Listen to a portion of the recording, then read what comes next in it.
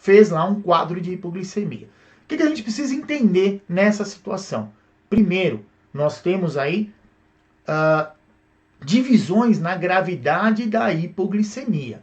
Então, normalmente em repouso, quando a glicemia começa a diminuir para níveis inferiores a 70 mg por decilitro, é comum a gente ter sinalização adrenérgica.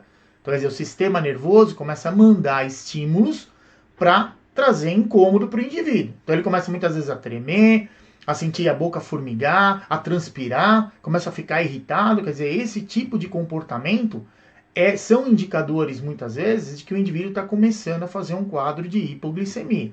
Ele está fazendo um episódio de hipoglicemia. Então, nessa situação, o que a gente faz? Consome lá algum alimento com carboidrato. Normalmente, em torno aí de 15 gramas de carboidrato é suficiente para conseguir aumentar a glicemia e trazer o indivíduo para o padrão de normalidade. Agora, vamos entender assim, se o indivíduo está lá sem fazer exercício, em repouso, ele tem toda essa sinalização. Mas mesmo que ele não faça essa correção, o que vai acontecer? A glicemia continua saindo lá do sangue. Então, para glicemias menores do que 55 mg por decilitro, ou mesmo 50 mg por decilitro, a gente vai ter sinalização do sistema nervoso, que são chamadas aí neuroglicopênicas. Então, quer dizer, os sintomas neuroglicopênicos, eles vão estar relacionados ao sistema nervoso já avisando que está numa situação de muito déficit de glicose no sistema. Já que o nosso sistema nervoso central, o nosso cérebro, ele vai se alimentar basicamente só de glicose.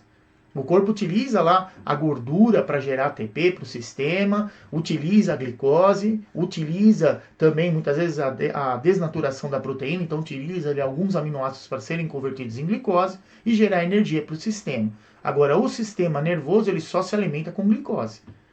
Então, nessa situação onde se tem uma diminuição para níveis inferiores aí a 55 mg por decilitro, o sistema nervoso começa a sinalizar de uma maneira mais, vamos chamar assim, agressiva, né? Numa situação de maior desespero.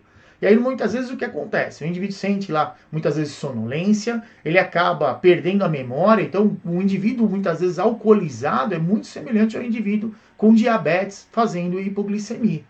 Né? Os sintomas são muito semelhantes. Né? Claro que o hálito vai ser bem diferente.